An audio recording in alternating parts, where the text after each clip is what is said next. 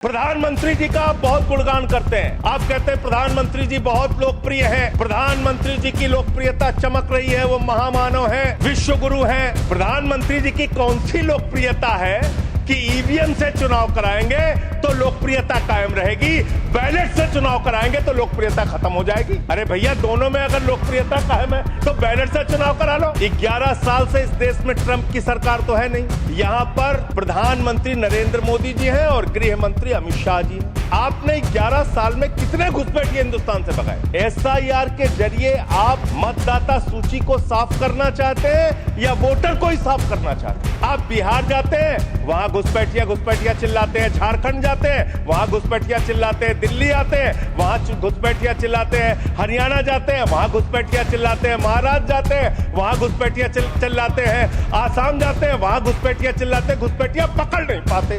ये कौन सा घुसपैठिया है? जहां पर चुनाव होगा वहां आपको घुसपैठिया मिल जाते हैं। आप पूरा चुनाव उसके ऊपर करते हैं। कितने घुसपैठिया बिहार में मिले इसको बताइए देश को। मैं आपको बताना चाहता हूं मान्यवर, मात्र 315 वहां पर विदेशी नागरिक मिले, जिसमें 78 मुसलमान थे, बाकी नेपाल के हिंदू थे। उसको आप इसलिए आंकड़ा नहीं जारी कर रहे हैं। 65 लाख में सिर्फ 315 मिले।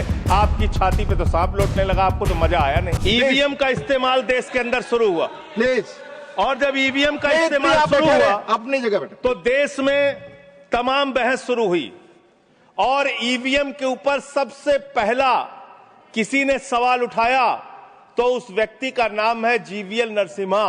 उन्होंने बाकायदा किताब लिखी है कि लोकतंत्र के ऊपर खतरा है ये ईवीएम, और उसके बारे में लाल कृष्ण आडवाणी जी ने उनकी किताब के प्रशंसा करते हुए और ईवीएम पे सवाल होते हुए, अब इस पे भी समस्या है, इस पे भी, तो उस पे पूरा ईवीएम के ऊपर सबसे पहले इन लोगों ने सवाल उठाया। ईवीएम किन किन देशों में था और कहां कहां बैन हो गया, मैं पढ़ के बता दे रहा हूं। जिन जिन देशों में बैन हो गया, जर्मनी में, नीदरलैंड में, आयरलैंड में, यूके में, फ्रांस में, पुर्तगाल में, इटली में, ऑस्ट्रेलिया में, नॉर्वे में, कनाडा में, बेल्जियम में, साउथ कोरिया में, इन तमाम देशों में ईवीएम था। ईवीएम बंद हो गया। लेकिन मुझे एक मन में शंका होती है जो आपके माध्यम से उधर बैठे हुए लोगों से पूछना चाहता हूं। प्रधानमंत्री जी का आप बहुत गुणगान करते हैं। आप कहते हैं प्रधानमंत्री जी बहुत लोकप्रिय हैं। प्रधानमंत्री जी की लोकप्रियता चमक रही है, वो महामानव हैं, विश्व गुरु हैं। तो ये कौन सी लोकप्रियता है प्रधानमंत्री जी की कि भाई प्रधानमंत्री जी की कौन सी लोकप्रियता है कि ईवीएम से चुनाव कराएंगे तो लोकप्रियता कायम रहेगी, बैलेट से चुनाव कराएंगे तो लोकप्रियता खत्म हो जाएगी? अरे भैया, दोनों में अगर लोकप्रियता कायम है तो बैलेट से चुनाव करा लो। उसमें भी पता चल जाएगा कितने लोकप्रिय है प्रधानमंत्री जी, कितनी लोकप्रिय है भारतीय जनता पार्टी, कितने लोकप्रिय हैं आप लोग, ये आपको पता चल जाएगा। दूसरी बात मान्यवर, आपने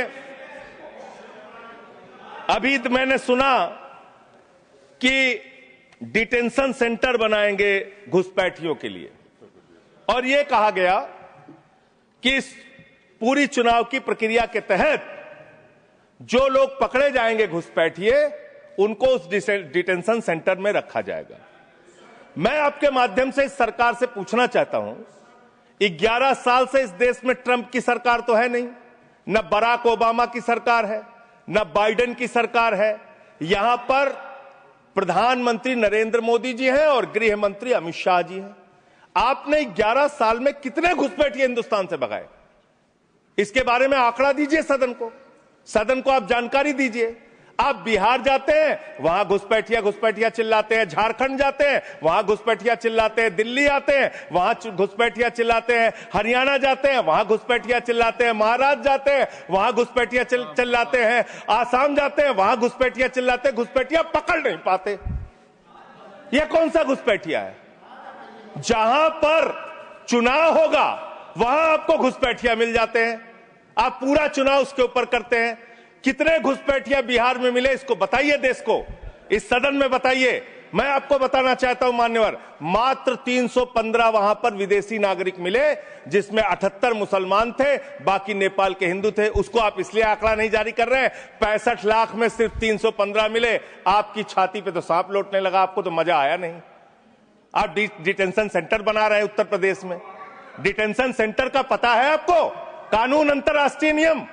आपको स्कूल बनाने के लिए पैसा नहीं है, आपको अस्पताल बनाने के लिए पैसा नहीं है। मिड डे मील में आप बच्चों को नमक रोटी खिला रहे हैं, नौजवानों को रोजगार देने के लिए आपके पैसा नहीं है, खाद की बोरी देने के लिए पैसा नहीं है। आप कह रहे हैं आप अपनी सनक को पूरा करने के लिए डिटेंशन सेंटर बनाएंगे, जहां पे घुसपैठियों को रखेंगे, उनको फ्री बिजली, फ्री पानी, फ्री एजुकेशन, रहने का घर, सड़क, सब आप अपने पैसे से देंगे, देश की जनता के पैसे से देंगे। इसलिए मैं आपके माध्यम से सरकार को चेतावनी देना चाहता हूं, अगर कोई बांग्लादेशी मिले, कोई पाकिस्तानी मिले, कोई अफगानिस्तानी मिले, तो उसको उसके देश वापस भेज देना। हमारे पैसे से उनको यहां पे डिटेंशन सेंटर और घर बना के फ्री में बिजली, फ्री में पानी, फ्री में शिक्षा, फ्री में इलाज मत करना। और ज्यादा अगर आपको चिंता हो तो अपने घर के बाहर एक घर बना लेना, वहां रख लेना, वहां रख लेना, अपने घर में रख लेना। हम लोगों का पैसा मत बर्बाद करो अपनी सनक के चक्कर में, अपने सनक के चक्कर में। दूसरी बात, सनक शब्द असंसदीय शब्द ना बोले। नहीं सर, सनक सर क्या क्या बोलते हैं ये लोग, किसको किसको गाली नहीं देते हैं। संसदीय शब्द ही बोल रहा है और आपको भी बोलना है सर। बांग्लादेशी घुसपैठिया की ये लोग बात कर रहे हैं। लश्कर तोयबा का आतंकवादी, इनके माइनॉरिटी मोर्चा का अध्यक्ष था जम्मू कश्मीर में। लश्कर तोयबा का सब्जेक्ट पर तालिब हुसैन, सब्जेक्ट पर दैट विल गो सब्जेक्ट है, ये डिस्कशन सब्जेक्ट है सर। लश्कर तोयबा के आतंकवादियों को अपनी पार्टी में आप रखते हो, लश्कर तोयबा के आतंकवादियों को अपनी पार्टी में रखते हो, लश्कर तैयबा के आतंकवादियों को अपनी पार्टी में रखते हो, आतंकवादियों को अपनी पार्टी में रखते हो। आप यहाँ पे खाली देश का माहौल बिगाड़ना चाहते हो। मान्यवर, अभी उत्तर प्रदेश में चल रहा है SIR। उत्तर प्रदेश में अभी हमारी मीटिंग हुई वहां के मुख्य निर्वाचन अधिकारी से।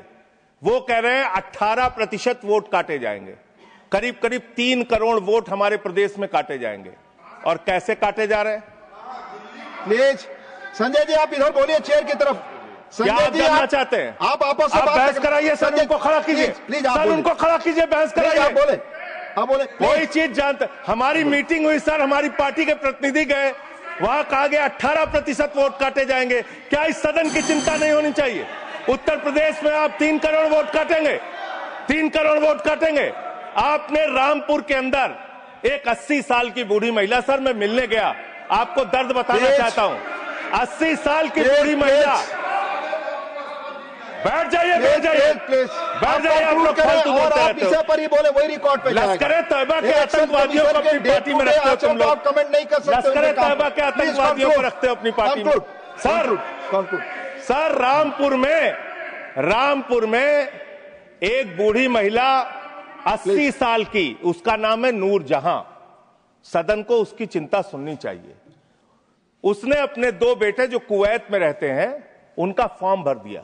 उस 80 साल की बूढ़ी महिला नूर जहां के ऊपर मुकदमा हो गया सर, जबकि चुनाव आयोग का नियम कहता है कि अगर कोई आपका हिंदुस्तानी बच्चा विदेश में रहता है, उसका भी मतदाता हिंदुस्तान में वो बन सकता है।